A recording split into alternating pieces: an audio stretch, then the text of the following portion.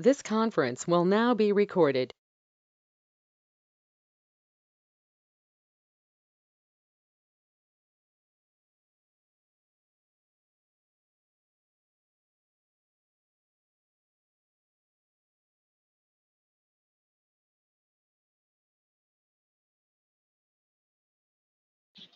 Hi, good morning, everyone.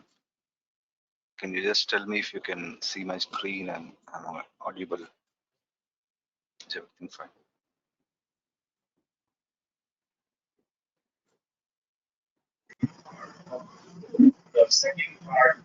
Yes, you can see your screen and you're audible. Thanks a lot. Yeah, it's very good morning. We've been like on the other day we discussed about the basics of why we need AWS cloud and what kind of features, like different kind of features that the AWS gives us. So today we'll just start with the basics, the virtual machines, and we'll go with the course with the compute. So which involves very different things, and let's look into that. So before that, I want you to create an AWS account. So if you just go to the console, you'll have a free tier account. Like if I just go to, so the first screen that you see whenever you go to the console is this one. One is a root user login or an IAM user login. Let's discuss these later. But you have an option called create new account here. So if you just click on that, so you need to sign up for the AWS. So once you provide these information, they will direct you to a billing account. Like it could be a, the billing is not you just need it's not that you there is a free tier, like they give certain services very much free, so you need to use the free tier services. Like you need to see what exactly comes with the free tier also. So you need not worry. Firstly, just give your credit or debit card details through which you can create an account, and they don't charge right away. It all based on the kind of usage that you do. Amazon provides completely certain kind of free tier features. Like for example, if you're using one particular service called EC2, till 750 hours you can be using that particular the EC2 instance. So don't worry about that. Like if you even run that particular EC2 instance for 1 month also, it doesn't cross the 750 hours, something like that. So again, once you create any resource in the AWS, you can just turn it off. Once you're not using it, you can just turn it off or you can terminate it, so that there will be no charges incurring for that. As far as I know, you can happily use this free account. They give you a lot of options here, even for the RDAs and all these things. So in every class, I'll just tell you like how you can use that particular resource free account. Like if we are going with the EC2 today, so once I show you how to create the EC2 virtual instances and everything, and I'll also show you like how much time that you can run this on and what kind of instances that you can freely use it, so that it doesn't cross anything, so that you'll exactly go as it is, and so that there is no bill incurred. Even though if something goes wrong, like for example, if you just don't turn it off and some kind of billing generates like 500 or 600 rupees, you can just tell them that unknowingly you just ran that service, and they will again waiver those things for you also. So don't worry about that, but you can just take a 12-month free completely, so that you can practice many things and you can just close off the things. Don't worry about that. You can just go and create a free account here. Once you give all the DB credit, like the credentials of any debit card or a credit card, then the account will be created and you can start using that. So the first thing that you see once you create an account is this kind of management console. So where you see a different kind of recently visited services, and where you'll have an option of different services where you can go. Uh, and these is like this is the first services that we'll discuss about EC2. So this is where you start with, and you also have something like this, like you have your own name here, like the cloud underscore user that I'm having. You'll be having your own name, and this is a different unique account ID that you get. So this will be your unique account ID, and this will be your name, and you can this is called an IAM user. So generally you'll be a root user. So when you create an account, you'll have all the permissions to create any of the resources. Like you can just come to any resource and create it. But it's not good to just go on exploring the resources that you don't know and create those clusters and everything, unless and until you are very clear with at least fundamentals and you understand how the pricing Sandeep details garu, work there. Sandeep garu. Yeah, yeah. Sorry to interrupt. It seems few people are not able to hear. Okay. Yes, and the session has started few minutes ago only. And people whomever has any problem with the audio issue, please restart your laptop and reconnect. Then you can hear. We are able to hear the session. I think so. One person cannot hear Please me. do that. If you have any audio issue, please restart and reconnect. Thank you. Thank you. So yeah. So let me continue from there. So the free account, once you create any account, that you need to see these things. That is IAM user, you'll be having this, and the account details will be this one. So this account details will be completely unique to you, and the IAM user is a root user that you first create. So you can create multiple users again. Like there is something called IAM user, right? So again, you can, for example, if you want to give the access to any other person with the restricted access, then you can create all those users here. We'll deal these things in depth, but I'm just showing you the basic things. So the IAM has like completely a different section in this course where you need to go in detail of all these things. But for just an understanding, I'm showing you. So this is a cloud user that we got here. So if you want to create a new user also, Hello. you can just add in. Yeah. Yes, Sandeep, I was just kicked out. Could you please tell me, what was you telling? You started Okay. with IAM? No, I'll just go back. Like I was just telling about users. I'll again cover that part again. So the only thing I was telling is create a free account that is giving your credit card details and whatever the details it is there. Create a free tier account, and after that, once you come here, this is a dashboard that you see. And in the dashboard, you'll have the details like this. IAM user will be whatever the username that you created, and the my account is a unique ID. That generally whatever the account you create, like it starts from this. Like this is a unique ID which identifies your account, and I'm just telling about this IAM user. So here IAM user is nothing but if you just click here, it's a kind of users, multiple people can again access the same kind of account, the AWS account that you have. Like if you, in your company you'll be having a different number of like development guys or QA guys or even the DevOps and operations and all those will be using a single account.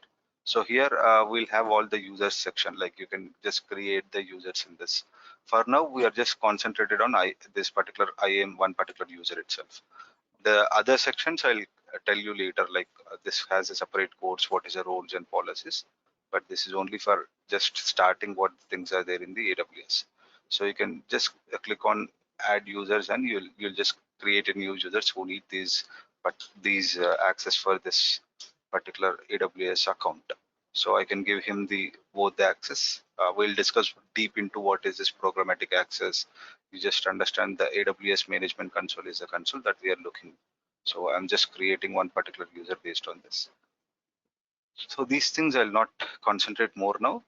It is only to show you that there are IAM users and those who will be accessing these accounts based on the IAM credentials.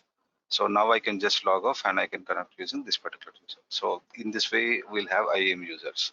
So IAM user is a user, like you'll have multiple users connecting to the same AWS account and creating the account. So it's an access identity and access management users, we call them.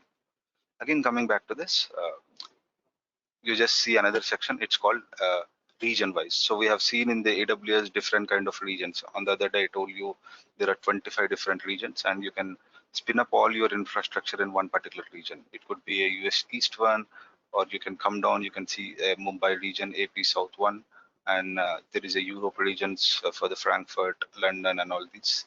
So it's better to stick on one region if you're trying to create all the resources in one single region. And if it is your require, like once you join, like your company requirement has a different things, like you have a product and you want that product to be close to different regions. Let's suppose people from England and Europe wants to use all the resources from the Europe accounts, and some users can use from the US accounts from like this. So it's again based on the region, you can create all your resources, and the accessing will be from those nearby regions itself.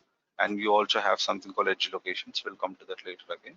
But this is about the regions. Like you can just switch over the regions like this. So it can be US East 1, US East 2 or something. But generally, let's go with the US East one because even the region pricing also differs. So let's suppose I'm creating an EC2 instance in Ireland. The price would be different from this, at least small pennies, but overall the pricing also will be differ. So we generally recommend for practice and all that, as if you are going to any US region, US East one is the best thing to start with. So you have availability zones and regions also. We'll look into the availability zones later, but this is a region. So in every region, you'll have an availability zones. If there is US East one, then you'll have a zone called 1A, US East 1B, and 1C till 1E. You will be having all the regions, like 5 to 6 regions you'll be having. You can have the application in multi zones also, so that it will serve you a backup and recovery, or disaster recoveries could be easily handled by this flow. So if the complete application goes down in US East 1A, the application will be still be serving from the US 1B. So I'll show you these things like when we're discussing the auto scalings, or on the regular basis, we'll see these regions and everything. But for now, this is about the regions, and that is about the availability zones. And if you have any issues related to account creation or anything, you can just go to the support center. You just create a kind of ticket there, and you'll also have the chat support. It's not only for the account details, for anything. Like even if you find there is some issue with the existing resource and all that, you can create a case. You'll have a chat support also. You can just chat with them and you can tell your problem and they'll solve all the things. And AWS support center is by far the best one in comparing to all the clouds. We have seen many issues and I came to a support center and resolved many of the things. So this is the basic dashboard introduction that you can see here. Let's go into first compute resource, that is EC2. So EC2 is called Amazon Elastic Compute Cloud. So it's like that is kind of like EC2 we call like Elastic Compute Cloud, and it's a kind of web service again. So whatever the things that you see in the Amazon are completely web service, which talks in a way of like a REST API, like you can connect to that and create all the resources. That means you can use any programming language in creating the resources in the AWS also. And it is completely secure, resizable compute capacity, like you can increase the instance as in the horizontal way, whatever you want.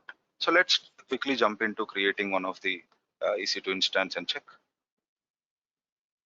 So I'll create on, like you can click the instances which are there already here. If they are already running, it will show you. If you don't have any instances, you have an option called launch instance. So from this, you'll start a virtual server in the cloud. So if I just click on launch instance, I'll get to a screen, this one, where I need to choose something called Amazon Mission Image.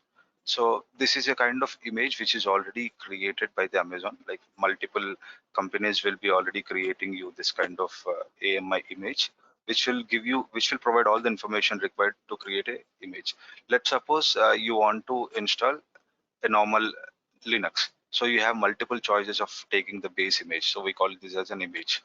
So you can take Amazon, which is provided from the Amazon itself. It's an HVM. It's a kind of virtualization. And this is a SSD type volume. So you can just click on this, choosing like it has both Intel and ARM kind of processor based images also. So you can just click on and select this one. And you also have something called Red Hat. You can search anything. Like let's suppose I want to create a Ubuntu VM. So I'll just search for the Ubuntu. You'll have Ubuntu versions. So maybe it is 20.4, 18.4. You also have 16.4 and all this. So all the things comes up everything from this. Like you'll get an OS already pre-installed, that is Ubuntu, with everything, so that you can directly start your building your application or your use case, whatever it is. For example, I can search with Red Hat. So maybe directly CentOS I can search. See that the community is, this is all the CentOS. So for starters, you can just click on Amazon, which is being provided here, or you can also choose any Ubuntu. So let's suppose I want Ubuntu. And you can also create AMIs. So I'll also show you how do you create AMIs and how do you launch the instances from those AMIs. So this looks like this. This is an AMI from which you can spin up any instances. It could be one instance or it could be a multiple instance that you can spin up. So you'll also have all the choose an operating systems like this. You can just choose whatever the operating system you have and it will be giving the results based on that. Maybe you just need to choose different sections to get all those things also. So for now, and you can also directly choose the applications. Let's suppose you want to build something like a SAP kind of virtual machine. Now I'll directly choose SAP and I can go to this marketplace. I'll have all the images which are based on SAP HANA. So I'll directly have this. I need not again choose a base image and install the SAP on that. So it's already created for you from the companies itself. SAP companies themselves, they'll create them, and they'll also give you the license details and all that, how much it will be charged and all that. So you can see that here, like if I take this, they'll be charging something like this for every hour. Let me, so yeah, if I choose this Red Hat Enterprise Linux for SAP with HA and US, something the modules that SAP provides, they'll be charging around $0.4 per hour, something like this, and per year it will be like this, and all the licensing and everything stuff comes into this. So this is something very useful. And if you want to see some community kind of, let's suppose you want to start with a WordPress, so you can directly pull these kind of things. So this is WordPress, which is created from Bitnami, and if it is a free one, then you can just take it up and spin up the WordPress and put your application. If it is not free one, then you need to pay for it. So let's suppose this is not a free one, you need to pay for this. This is a free one, you can just take it and run the WordPress, your application on that. So it's a pre-configured AMI where they take the base Linux. So how they prepare those things is they take a base, let's suppose they take a base Ubuntu AMI. On the top of it, they will install the Apache, PHP, and MySQL and WordPress, something like this. Then they create a new image, which is called the image that we are seeing, the WordPress image. So this is how they create every, like if it is a SAP, then they need to replace these things with the SAP. And this can be an Ubuntu or a CentOS or any kind of Linux flavor. We'll discuss more on these things, like how do you create an AMI, how do you, once a virtual machine is created, how do you create an AMI from the virtual machine? I'll tell you those things later. So for now, let's stick to the Ubuntu itself. So I'll go back here, I'll go with the fixed start. I can take any of the Ubuntu machines here. So I'll choose this one. And yeah, one thing I just forgot. So always see that you choose something called free tier eligible. So this is how you need to, you'll not charged anything. So if you take this particular image, which is already given as a free tier eligible, it doesn't charge you anything. And it should be a 64-bit. And these things you need not care for now. I'll tell about EBS and HVM later. So I'll just select this one. So now this is very important. That is an instance type. So here you're just creating a virtual machine, nothing more than that. But there are certain options that you need to choose before creating the virtual machines. That is AMI, instance type, instance configuration, about networking and all this, adding the storage and tags and all this. So the second part that we need to deal with is what is an instance type. So we have a different kind of instance types. Like if you see, this is a free tier eligible again, T2 micro. So whenever you're practicing on your own, see that you are always choosing these kind of free tier eligible. If you go with other things, it will be charged. So if you see, these are all, like if you see the type of family is T2 and the type is they have given as a T2 nano, T2 micro, T2 small and all that. All these things are completely based on what kind of application that you're trying to build. Okay, if you're like if you come here and see like you have instance types and all this, right? Let me click on instance type here. So Amazon provides some certain instance types, that is a general purpose, a compute optimized, a memory optimized, and storage optimized. So it all depends upon what kind of application that you are running. Let's suppose you are doing some high performance computing, like in your company you are creating a cloud resources which does an high performance computing and video encoding, gaming, scientific modeling, or a CPU based machine learning interface. Then you need to choose something called compute optimized. So if you choose this particular compute optimized instance, then it will give you a lot amount of CPU. So this is all the default CPUs that we talk about. This particular C4 large, let's suppose I come here, I choose a C4 large. I'll just scroll down here. I'll choose a C4 large. So if I choose this, I have 2 CPUs and 3.75 memory of 3.75 RAM. Okay, this is how you need to check it out. Like if you're having an application with high performance computing, you'll choose a C4 or C4X large or a C4, whatever it is. But you have an options of, these are all fixed options. You can't change, like I can't go with the C4 with one default CPU. So these are all the fixed one. So you need to just think of among yourself and do some testing related to the like the performance and all that, and then you need to choose these things. So here, if I choose a C5.X large, it provides 4 CPUs and 8 gigs of RAM. So based on this, the changes should be there. And all the options will be here. You can search these things and you can just click on whatever you want. Next, we also have something called memory optimized. So let's suppose your use case is something called machine learning, or a not machine learning, it's an accelerated. Like you have something in memory caches, real time big data analysis and all those things, which needs more and more memory. Even normal application also certain times needs more memory. Like if it is a Tomcat, it needs generally more memory and all that, right? An application server. Then you can choose these instances which are completely memory optimized. So what difference you can see here is, in the compute optimized, you see more CPUs, and RAM will be just, they measure something and they'll just put it here. If you come to the memory optimized, you will have more RAM right away. For 2 CPUs, if you want 16 gigs of RAM, then you need to go for R4X, R4.large. Here you won't see the same thing. Here, if you see for the 2 CPUs, they only give 4 GB of RAM, nearly like 3.75, because this is completely only compute optimized, where an application needs more threads or more like only the compute based kind of resources. But here it's completely related to the memory based resources. So here they already gave an option where you can choose a basic 2 CPUs is fine for my application, but I need to have more RAM. Then I'll go to these kind of instances. So here again, if you scroll down, you'll also find those instances of R4, R3 and all that. So you have multiple options in AWS. That is one good thing. So you can just choose whatever you want. Like now, if I want in my application to have more RAM, and the CPU can be only 2. CPU doesn't matter for my application, only RAM is one I need. Then you can go to all these kind of options where they give you up to 488 gigs of RAM and 64 CPUs. Till then you can just scale the instances. And next you have something called storage optimized. So let's suppose you want to install a NoSQL, like you don't want to go with the AWS managed DB, but you want to completely have your own NoSQL database like Cassandra or Redis or in-memory databases, or any kind of which relates to completely database, like where you want to scale out the traditional databases or a data warehouse or anything. Then you can come and choose this kind of things. And they also give you the kind of instances that you can choose. For example, for the MapReduce and Hadoop distributing compute, you can choose D2. For the D3 and D3, and then you can choose these things. So again, if you come back here, like these instances are completely storage optimized one.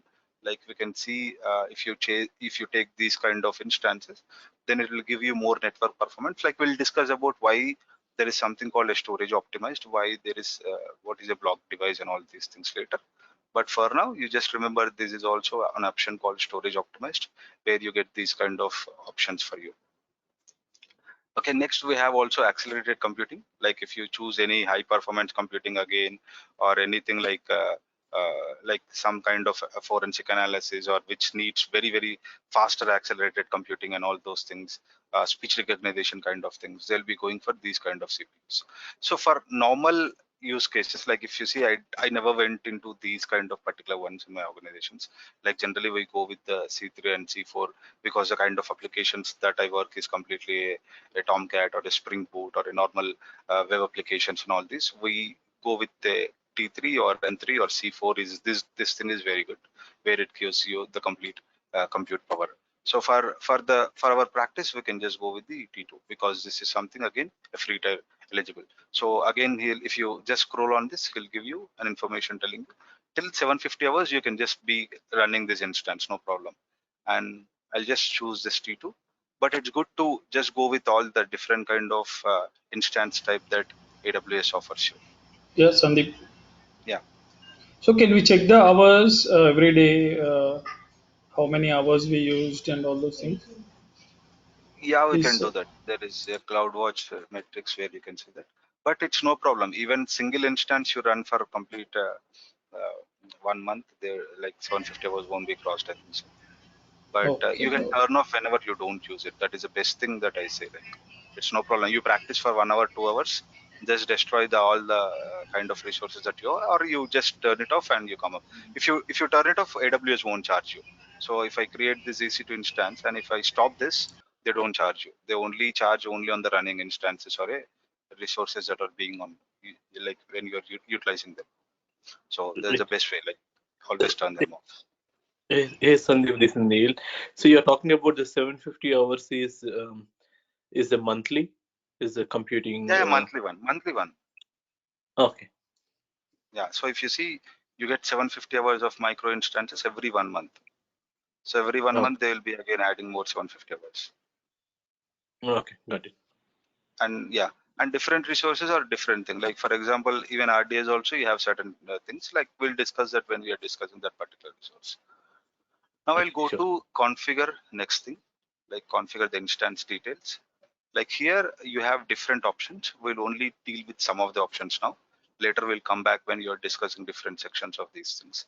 So how many number of instances you have? You can have 3 or 2 or whatever you want. Like directly you can add it here, or you can add directly from here to the auto scaling group. But this is today we don't discuss about auto scaling. It's for the other day. Just I'll create one instance. And these spot instances purchasing options right now, we need to discuss about on demand and what I'll discuss that tomorrow. For now, I'll just leave this one also. And coming to the network part. So AWS on the default will create one VPC for you. So this is a VPC ID. It will directly create some subnets and VPC for you once you create an account. You need not go and create any new VPC for now. So these things you can leave as it is default. Here you can choose any availability zones. So here we discussed about AWS having a region that is US1A, and you'll have multiple availability zones where you can spin up your instances. So this is a place where we can choose these availability zones, and these are all again dedicated to one particular subnet. So in every availability zone, 1A, 1B, 1C, 1D, 1 like till 1E, you have a different subnets. So in the networking class, I'll show you how do you create a VPC, how do you create a subnet in different availability zones, so that those things will appear here while you are creating the instances. So for now, I don't consider all this. I'll just go with whatever the subnet it has. I'll just go with that. So this is completely intended for creating a virtual machine. So if you want auto setting of public IP, you can just tell enable. So default itself is coming as an enable, so that you can connect from the outside. So if you choose disable, then if this instance doesn't have a public IP, then you can't connect it. So for now, I'll just choose an assign the public IP as it is, whatever it is. And IAM role and these things we are not yet considered into this. Like we'll not do all these things. I'll just leave whatever it is. So here, if you see, I didn't change any options in this. I'm just leaving whatever the option it is. And coming to these advanced details of user data, I'll tell you what it is later now. Okay, now click on add storage. So now this is the storage part, where generally this particular EC2 instance comes with something called block storage. We call it as EBS, elastic block storage, where you can increase the size of volumes on fly. You need not even turn off the virtual machine. You can just increase from 8 gigs to 15 gigs or 30 gigs or whatever the amount of storage that you need. And you can also add new volumes. Let's suppose I want to add another volume. This could be my web volume or my root web, any kind of volume if I'm doing any WordPress or something like this. Now I can choose this as 20 gigs. So for again for free tier, you don't do all these things. Again, they'll only free tier, like you see here, like free tier eligible customers can get only up to 30 GB of SSD. Now you can increase this one till 30 GB, or you can create two which sums up with the 30 GB. And you can also see more details about the free tier, whatever it is. So now I'll just click on I added a tag. This is a snapshot. I'll tell you what is snap and all this later, but I just added this particular new volume, that is a root web. It is again EBS volume. So there is an option called delete on termination. So this should be always generally checked for normal things. Like for example, if you're deleting the complete instance, even the associated EBS volume also will be getting terminated. Let's suppose you also have another volume which had some kind of data, like it has some kind of application data or some particular data that you don't want to lose it. So then you need to uncheck this option where it will not terminate even if you terminate the instance also. This has a very different use cases, but this is an option we have. If the if the EC2 instance is terminated, the root volume gets terminated. That is what I have checked here. For the second one, I didn't check, or I can check it. Like that doesn't really matter for test cases and all this. So now I'll go with adding the tags. So the tags is very important here, which has a key value name. Like I can tell the name of this particular instance is a web server, and this tag will be applied to the instances, volumes, and network interfaces. You can have another tag, like if I can tell environment is equal to dev. So these are all the dev instances, and I can go on adding like this. I can tell the cost center, so I can put my my email ID, so that all these instances will be like it will have the cost center as a tag, so that when the billing department goes there and looks into this particular tag, it will show up all the resources that it's on my particular email ID. So in the companies, what we do is, if there is if it is a product based company, or like if you're the customers needs to like we are giving the customers the billing and all that, that these amount of AWS resources that you have utilized and you need to pay for this, then we go with this kind of model where we tell the a cost center as that particular customer. Then you just click on that in the billing section. You have a billing section here. So if you go to the billing dashboard and see that particular tag, it will open up all the resources that are based on this particular uh, email ID or whatever the name that you give. So this is a one way to consolidate all the things, and you can go on adding this. Like you can tell this function is web server, or Apache, and this is a way you identify the things. Like it can be used in the programmatic way while you are creating the instances, while you want to pull the existing ones, or for identification you can go on adding these many tags as you want. So this is a one good way to maintain everything as a tag. And even if someone comes there, if he clicks on the instance and if he goes to the tags, he can see, okay, this particular machine is a web server, this is for the dev environment, and this is has a function Apache, something like this. You can add till 50 tags as a maximum. So then we'll configure something called security groups. So if you see, we need to be clear about all these sections. One is choosing AMI, instance type, configure the instance where we configure all the networking components where we want to launch this in a particular subnet or in particular VPC and all that. And adding the storage, like you can add any amount of storage that you want for the particular instance, and tags for identification and all that. And coming to the security group. So security group is a kind of firewall which controls the traffic to your instance. So let's suppose if it is an web instance where a website is running, you want 80 and 443 to be open, right? So someone from the outside, if they try to do, like if they try to connect this, like if it is having DevOps training, so they need to come up with like DevOps.com, if the website is DevOps.com, so that this must hit this instance, then the port 80 should be open. So if it is having an SSL certificate, then you have the 443 to be open. And if I want to connect this instance, let's suppose from my local machine, I want to connect this instance, then I can use something called SSH, right? So for the SSH, you need to have port 22 open. So we have different things. For FTP, you need to have port 21. So this is way you can secure your instance completely to only opening whatever you want. So the best way to is, first, you should not have, you just need to open the port that you want. Right now, if I want to SSH this, I want to open the port 22 itself. These things comes up automatic, unless it is a TCP port that you want to give a different port range. If it is an, let's suppose if it is a normal 80 rule, then I'll choose HTTP. Then a AET comes up populated directly here. If I want HTTPS also, then I'll just go here. I'll choose an HTTPS and a 443 populates here. So in this way, now this particular instance that I'm creating, the web server that I call this can be this has HTTP open, HTTPS open, also SSH open. So where it is open, from which source? Like you see, if you choose something like this, it's like open to all, like wherever like they can just connect it. For example, if I want to only connect from my mission, so this is 22 is open.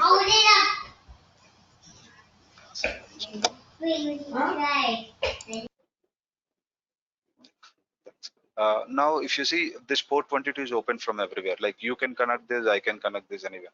So now I want to restrict it only from my IP. So I can go here and I can tell my IP. So it automatically pulls up. I need not check it out. So it pulls up my IP which I'm using it, so that I can only SSH into this mission.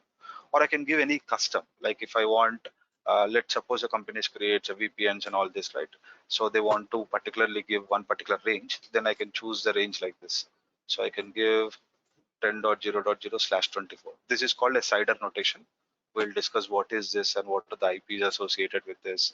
and what is the first IP, what is subnet IP, and all these things when we are discussing more into the networking part of the AWS. So for now, you can just give whatever the things that you want. Like once these IPs gives from the networking team, then we can just tell them only these particular CIDR range can connect to this instance via SSH. Again, see, the protocol information is very important, and this is very important.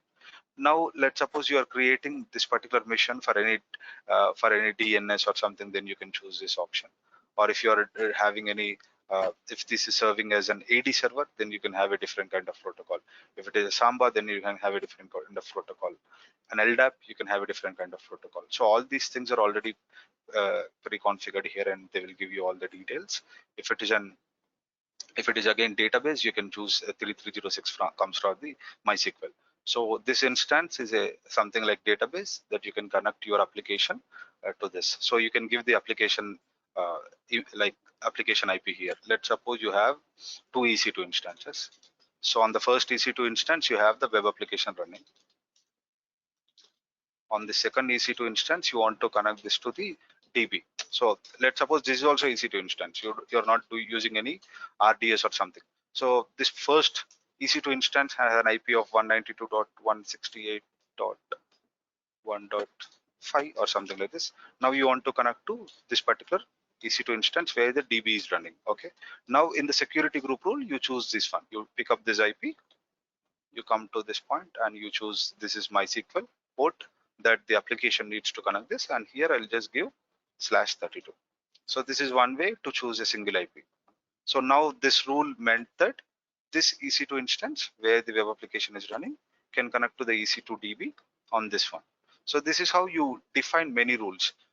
We'll dig deep into the security groups and all this later also, because I need to show you how good you can make all the security groups for an application, and you have this security group attached to the multiple instances also. So once you create a security group, you have a name. Let's suppose I have this as web security group. Okay, this description I can just write it out, or it gives me when it is created and all these details. Now I'll remove all this. Let's put only this one. I'll also put this from my IP. Some So quick this question. yeah. Sorry, do we have provision to give the custom port number? Yeah, you do have. Like you can choose a custom TCP where you can just give whatever the port you want. Okay, cool. Thank you. Now you can again choose the any like whatever the range that you want, the CIDR or anything that you can use. And the description also you can mention here, like this is for port SSH access from my mission. So this is how you secure your like instances, and this security group, once you have configured it, you can attach it to many instances. See, this is the section where you can choose an existing security group. If there is, so this is already there, which came from the default security group. I can also choose this. So once I choose this, I can also see what kind of rules it has. So what it has all the rules from another security group. So let's discuss these in depth later. What is pointing from one security group, other security group, or like same security group even here, which is an inbound and all these things. For now, just think you created a security group, you have added few rules to that so that you secured your instance and all that. Now I'll go to preview and launch. So here I'll see all the details. Firstly, what kind of EMI that I have selected. I can again click here, edit AMI, and I can change any different AMI that I want, Red Hat or CentOS or anything.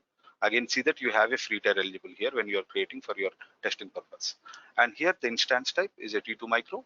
It gives you more details like what is the CPU it has, how much amount of memory it has, and EBS only, because you already attached the EBS volume also. So it tells an EBS only. If you go to the storage optimize that we have discussed here, these things change. And now you have a security group where it also displays the kind of rules that it has. And here you can go in details of what is the, you can again have a cross check what you're exactly doing. Now if I click on launch, firstly I need to choose a key pair. So AWS offers this kind of public key where you can connect to that instance using the key pairs only. Generally you can't connect directly. If you want to connect this directly, then there are different kind of mechanisms of adding these instances to the ADs which already you have, and if you have you can choose a different kind of mechanism, but for now let's go with the key pair method that you can connect it. Now you can choose a new thing, or you can, if you already have one, you can choose an existing one. So I'll just go create with a new key pair, which web test is a key pair. Now I need to download this key pair also. This is very important. If you don't have that key pair on your local machine, then you can't connect this, and you should never lose that key pair also. If you lose this key pair, then it would be difficult in connecting to this machine. And how do you restore and all these things? This is another thing that we'll discuss it later again. So now I'll click on launch instances.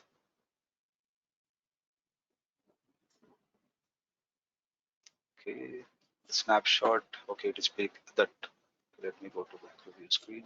So in the storage, what it is saying is it's trying to restore from a snapshot which is already there. Here I can create a new volume also. Or it's picking from the existing snapshots, I think so. The snapshot is not there. Let me check with this without giving anything. I acknowledge that I have this particular key pair, that's why I just downloaded this. Okay, this is launched. Because there I have just given in the volume to spin up the EBS to create from another snapshot. I'll tell you those snapshots and those details later.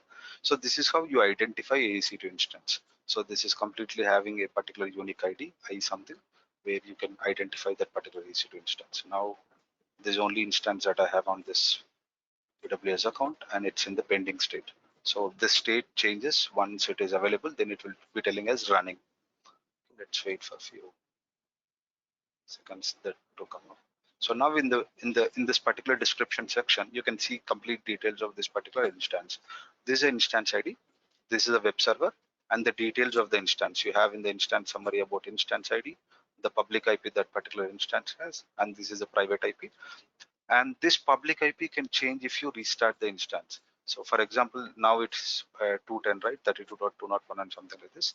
If I go here and if I stop this instance, and or if I reboot this instance, again it picks up, right? It has a different kind of public IP address. We'll discuss that later, why it has a different kind of public address, and why if we want to only make some static one, which should be always here, it's the same kind of address, and I'll tell you these things later.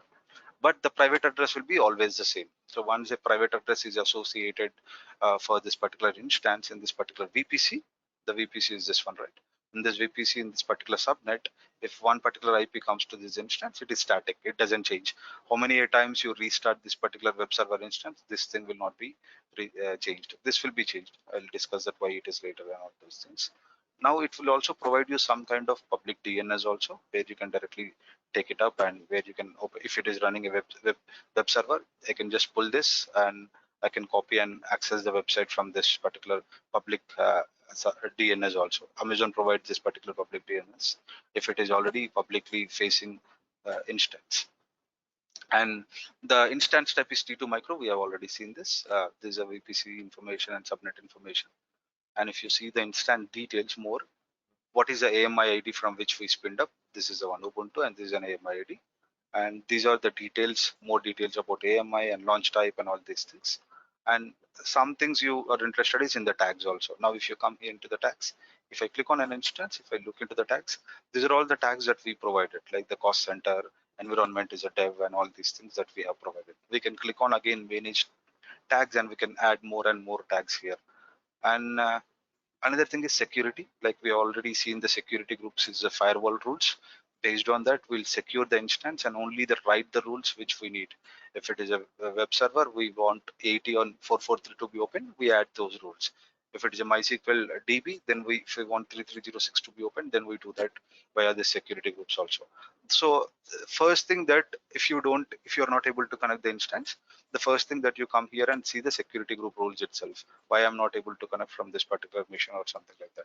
So this is very important, and you will encounter this on everyday basis, the security groups and adding the rules and all that. So it's a very easy interface where you have already seen how we add the protocols and rules and IPs and everything there. We'll discuss more on this part when we are discussing the networking. Like we have a separate section completely dedicated for the security groups here, how we create and all those things. For now, for creation of the instance, this is what we need to know. And this is a port that I have been opening. This is from my mission, my mission IP, and the kind of security group name is this one. So if at all, if I'm spinning a new instance, again, I can choose this particular rule to be attached to that instance. So this security groups we have just in this section, and we can add it to any number of instances in a similar way of AMI and all that. And coming to the networking, it shows on the same details that we have already seen, and the storage is the block storage that we have got. Like we have two volumes here. One is the one we added purposely, that is this one, the web one, and one which already came, which has a root. So if you ask me on which of these EBS EBS volume the complete OS is there, like the root and Linux kernel and everything, this is the instance. So this is the root one. If you delete it mistakenly, this instance it will not come up. So all the Ubuntu is installed on this particular machine. Okay, status checks is something very important. Like whenever you see, there should be two status checks that should be like this should be checked. So if you see here, this is a status check. So it should have 2x2 or something. Yeah, now it's there. So this should be always be passed.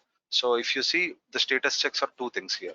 One is related to the system reachability, one is instance reachability. So if the system goes down, or if this web server goes down, like networking is not proper for this, if you're not able to connect, then this particular instance reachability check will be crossed. So always if 2x2 check is passed, then you can properly connect to the instance, and things are running fine on that. Like we'll discuss more on these health checks and all these things later again. But now for this is the one. Now we also have the monitoring section where you can see the monitoring details of this particular instance, how much CPU utilization it is making. So if you come down here, this gives you a, maybe I'll just scroll down. Yeah. So this gives you a CPU utilization, how much percent of CPU this particular instance is using and all that. Again, this one also will come into the CloudWatch metrics and how do you monitor instances and infrastructure in that later. But this, for now, this is the information that you can get from one particular instance. And if the CPU is reaching more and more, then it will show you the complete graph, what's being there, how much it is being used in what amount of time. And based on that, you can take the decisions like creating auto scaling, where you create in horizontal scaling and creating multiple instances and all those things. So that is for another day. But we just have a dashboard, very clean dashboard, where we can look into the metrics of this particular instance and how it's doing. So this is all about the EC2 instance. So the first part that we have discussed is creating an instances. Again, for a brief summary, like choose an AMI, whatever you want, and choose an instance type, whatever you want, and EC2 and all these things. And next you go on choosing all these details, and review and launch will just launch the instance. So, and once you have launched the instances, you can see all those instances in EC2 dashboard. So if you come back here, you can see all the instances that are there. So all the running instances, you can filter it out. You can filter out running and stopped, and you can, if you just remove this filter, you'll have all the instances. If you click on running, it will only show up the instances that are running on this. Or you can go to an old EC2 dashboard experience also. It gives you a different kind of view experience. Let me also show you that. So this is how it looks. Maybe unknowingly you will be going to the old EC2 dashboard and you'll see like the different options here, but the same things. You'll have the web server here and you'll have the status checks and descriptions and everything here. Let's quickly try to connect this. So if you want to connect to this particular instance that we have spin up, then you'll click on this. You'll see that the PEM file is already with me. Let me just pull that.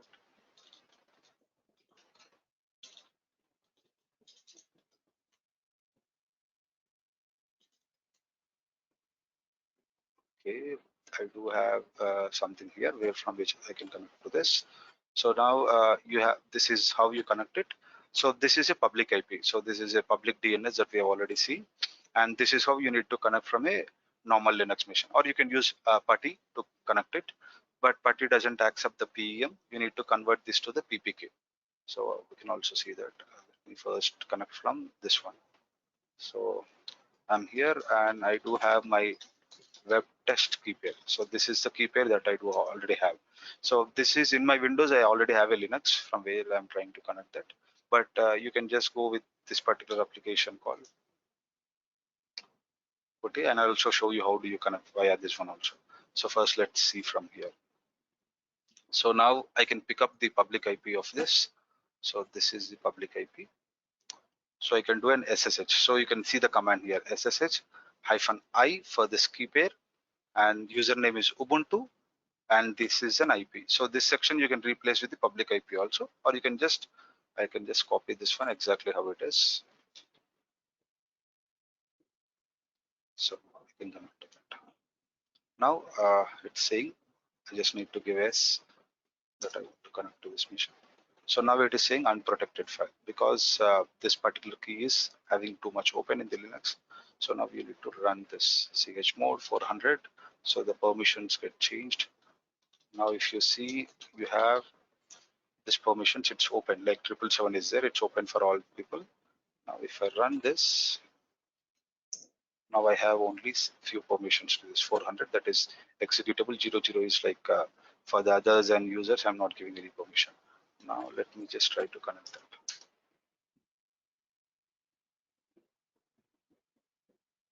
Permissions to open already.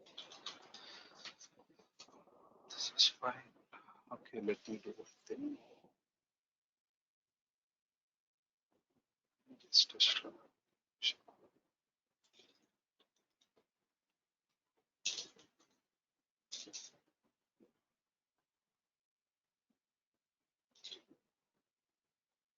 I think so that is problem with my embedded Ubuntu in Windows. See,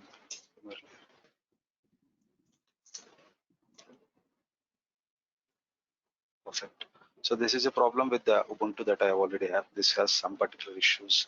Even I have seen this earlier. Even though I opened this, it's expecting me saying that it has bad permissions. But if I come to my normal PowerShell in the Windows, I can see that it's being connected properly. Now, if you see, this is a command that I executed, that is SSH and something. So how do you connect with SSH? It's very straightforward.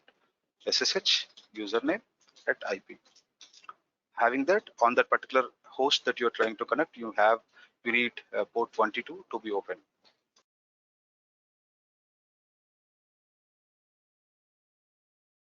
File that you have .pem and username at IP. So this IP should be a public IP so that you can connect it.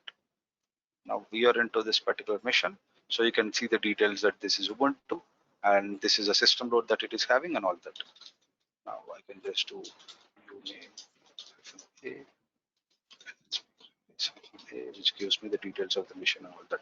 Right now it has nothing. It's only a small like normal mission where I can run whatever I want. Like if I want to install any packages or anything, I can just do whatever you want. Like you can install the any web server and WordPress or something like that. So this is for a normal start that you need to do for today. So tomorrow we'll go into more details like how do you spin up a web server using a user data. Like again, we'll come into this part of launching the instance using something called user data. We didn't see that today.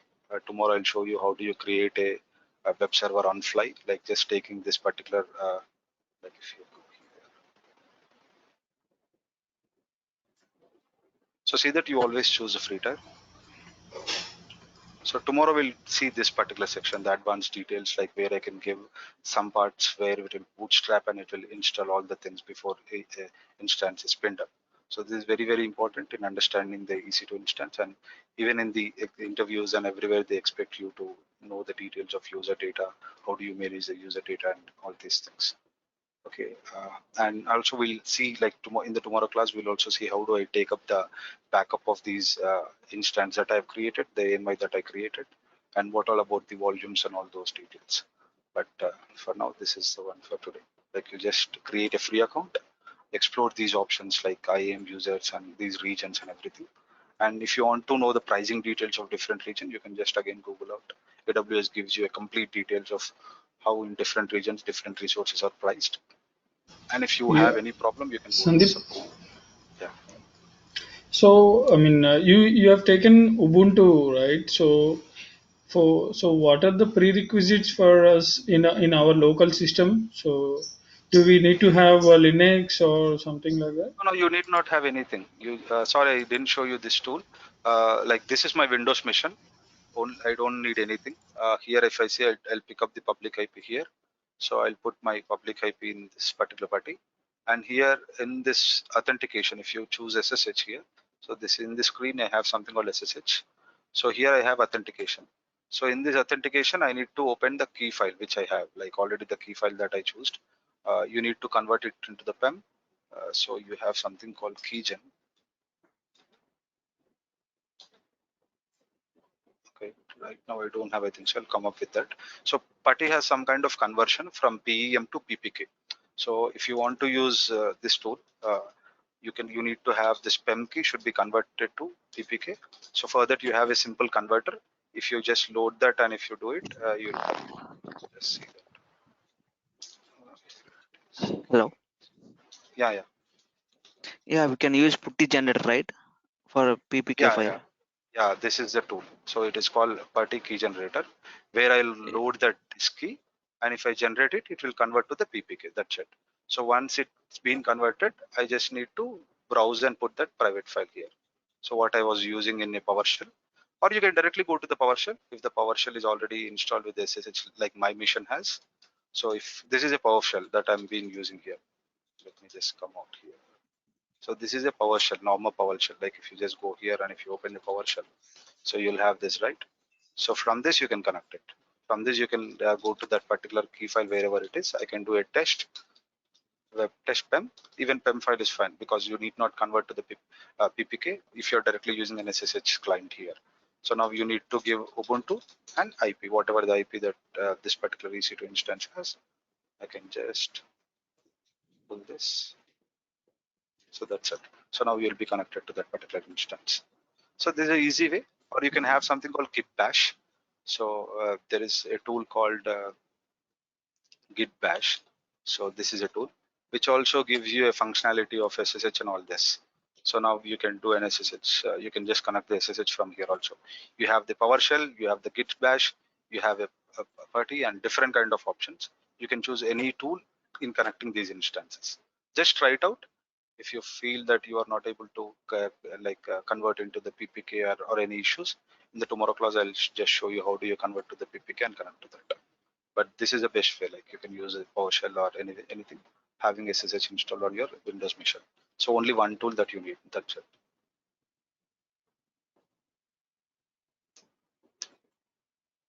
There it out. Yeah, for a PowerShell we use SSH command. Can you tell me one command? Like for PowerShell. SSH itself. PowerShell you have SSH.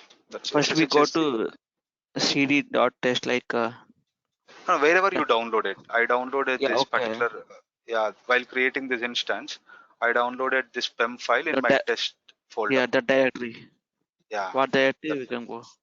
I can just go to this directory where I have this particular test file and I just use it from here. So or you can give this path also. For example, if that is there in somewhere, like if it is there in home or whatever, like users, you can give that path also. But the best way is come to the folder where the particular key file is there. From there, you can directly execute this. If you don't know again how to connect this, click on this and just pick it up. Whatever he's saying, just do these three things. There are two things. One is giving the permissions. One is doing this. If it is only Linux, then you need to give this. If it is a Windows, then you can just pick this and you can run this in the PowerShell. Yeah, sure, Sandeep. Yeah, thanks. So that's all for the day. Yeah. So just last question. Yeah, to access this SSH, definitely we need to have the port 22 be open, right? Definitely you need to have Port 22. Yeah, port 22 should be open. That's mandatory. If you don't, SSH works on the port 22 itself. Right. So maybe last question. So here I can see like on a private IP, right? Sorry, can you go back to the instance? Okay. So here I can see the private IPC is like a 172.31.824, right?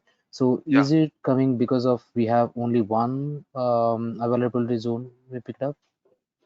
If I have multiple availability zones, every availability zone is associated with the subnet, and subnet will have a particular CIDR from where it picks up the IP. So this comes from this subnet. So if you go to this subnet ID, I'll just show you. So this subnet has a particular CIDR where it all the IPs range from that. So it's in that particular. So this, you click on this subnet, it has a range of 172.1.1.0/20, right? So now if you come, that instance will pick up an IP like on that particular IP range. So this is coming from this subnet. So if you choose a different subnet, a different private IP will come here. We'll discuss that later. How do you create a subnets and how do you create all these CIDR IP ranges and all those things. Sure. Yeah, thank you.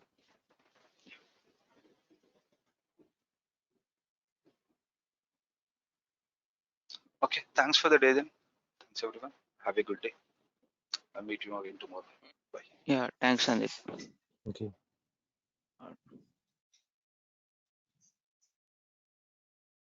Thank you.